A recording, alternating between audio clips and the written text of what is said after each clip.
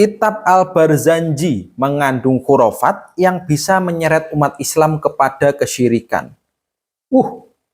Syirik ya? Waduh. Berarti kitab Al-Barzanji ini kalau dibaca bisa membuat kita ini syirik. Ya Allah, seolah-olah panitia penentu kesyirikan ya mereka itu. Siapa sih mereka? Ini diupload oleh akun Facebook Langkah Hijrahku di Atas Sunnah. Komplotannya Wahaboy. Oke lah, oke. Tapi saya agak risih juga ya ketika kegiatan berzanji, membaca kitab Al-Barzanji atau rutinan seperti itu disirik-sirikan seperti tulisannya orang ini tadi. Kenapa saya risih? Karena apabila kita menilai dari segi paling basic ya, menilai paling basic apa keuntungan apabila ada rutinan membaca kitab Al-Barzanji. Kalau di daerah saya, keuntungan yang paling basic yaitu adalah ketika pemuda-pemuda ini ada rutinan, entah itu seminggu sekali, 2 minggu sekali, membaca kitab Al-Barzanji ya berjamaah para pemuda. Keuntungan yang paling basic adalah menghindarkan mereka kepada kemaksiatan di malam itu. Itu keuntungan basicnya ya, keuntungan pertama dan yang paling mendasar apabila ada rutinan membaca kitab Al-Barzanji di suatu malam. Itu keuntungan yang paling basic adalah menghindarkan para pemuda ini melakukan kemaksiatan di malam itu.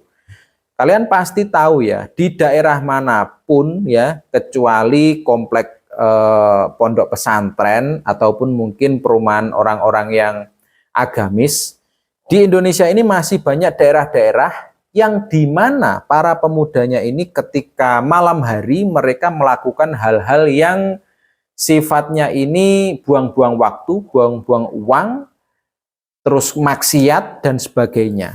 Daripada seperti itu, mending diajak rutinan membaca kitab Al-Barzanji.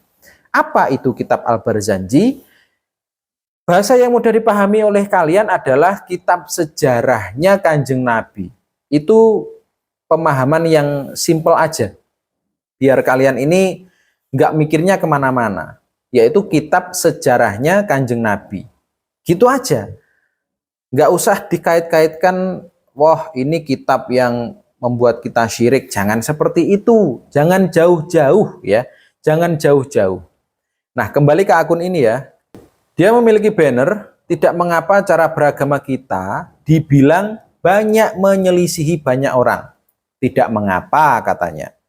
Asalkan tidak menyelisihi satu orang, yaitu Muhammad Shallallahu Alaihi Wasallam. Oh, tidak mengapa cara beragamanya banyak menyelisihi banyak orang, ya.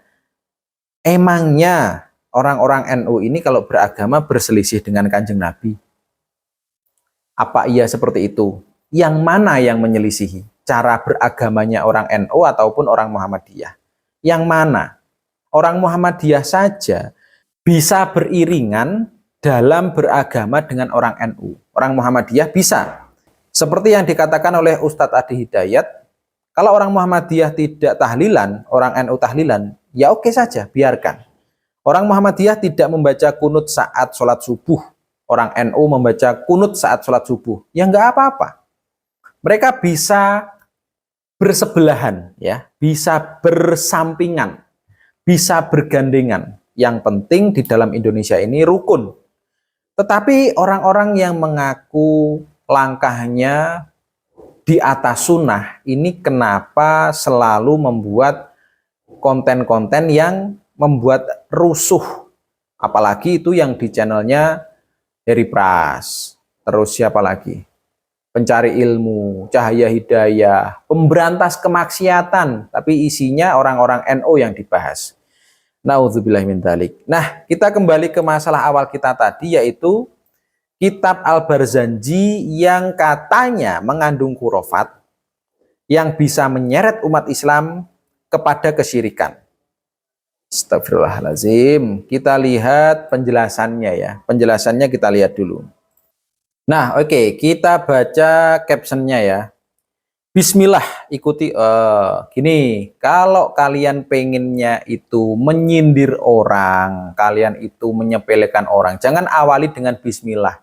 Jangan awali dengan nama Allah, ya. Jangan sampai kamu membawa-bawa nama Allah apabila tujuannya itu untuk menyelisihi orang, membuat keributan. Oke, kita baca dulu. Kitab Al-Barzanji adalah kitab yang amat populer pada sebagian besar masyarakat Islam. Oke. Popularitasnya mampu mengalahkan Al-Quran dan As-Sunnah. Oh, tentu tidak. Tentu tidak. Popularitasnya tetap berada di bawahnya Al-Quran. Tidak sebanding dan tidak pernah seimbang. Saya dan teman-teman yang mungkin seringkali mengadakan rutinan membaca kitab Al-Barzanji, ini tidak pernah menomorsatukan kitab Al-Barzanji di atas Al-Quran. Tetap yang nomor satu Al-Quran, ya. Popularitasnya tetap di bawah Al-Quran dan juga hadis, ya.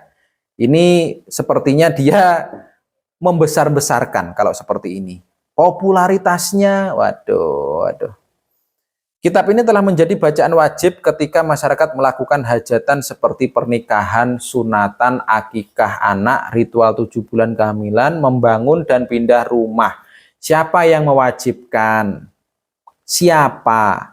Kalau ada acara sunatan, akikah anak, itu yang harus ada justru malah pembacaan ayat-ayat suci Al-Quran. Itu malah yang wajib. Saya belum pernah menemukan di daerah saya maupun di desa sebelah meninggalkan pembacaan ayat-ayat suci Al-Quran tetapi tetap mengadakan pembacaan Al-Barzanji. Tidak pernah. Yang awal itu pasti pembacaan ayat-ayat suci Al-Quran. Pasti itu. Ini namanya ngawur kalau seperti ini ya. Ini mengada-ada kalau yang ini namanya. Membaca kitab Al-Barzanji oleh sebagian masyarakat sudah diyakini dapat mendatangkan berkah atau melindungi keluarga dari berbagai keburukan dan bahkan sudah dianggap sebagai jalan untuk mendapatkan syafaat Rasulullah. Ya, kalau mendapatkan syafaat Rasulullah, ya, karena di dalam kitab Al-Barzanji ada pujian-pujian kepada Kanjeng Nabi. Nah, ketika kita memuji-muji Kanjeng Nabi, apa yang diharapkan? Kita berharap akan mendapatkan syafaatnya Kanjeng Nabi. Ya, kita berharap dengan memuji Kanjeng Nabi, kita mendapatkan syafaatnya Kanjeng Nabi. Itu loh. Saya salvok dengan kalimat ini. Mensifati Nabi Muhammad SAW sebagai nur yang darinya diciptakan seluruh makhluk adalah cerita yang sangat menyesatkan karena hanya berlandaskan hadis palsu. Mereka ini taunya hadis palsu, teman-teman. Kalau yang membaca kelompok mereka mengatakan ini hadis soheh. Tetapi kalau hadisnya dari kelompok sebelah, katanya hadis palsu. Sedangkan hadis itu banyak sekali, teman-teman. Banyak sekali. Cerita ini bertentangan dengan Al-Quran yang mengatakan bahwa Nabi Muhammad hanyalah manusia biasa yang diberi wahyu. Manusia biasa itu tercipta dari tanah atau air mani. Tidak ada manusia yang tercipta dari nur. Karena yang tercipta dari nur hanyalah malaikat. Nah, kalimat ini tidak salah, teman-teman. Karena mereka memahaminya secara tekstual. Karena memang Kanjeng Nabi ini secara zahir, ini seperti manusia biasa. Memiliki ayah, memiliki kakek, memiliki paman, memiliki buyut. Secara zahirnya memang seperti itu. Tapi hakikatnya Kanjeng Nabi ini adalah Sayyidul Awalin wal Akhirin. Biar lebih jelasnya kalian silahkan cek di YouTube Gus Baha ngaji tentang Nur Muhammad ya. Biar kalian jelas.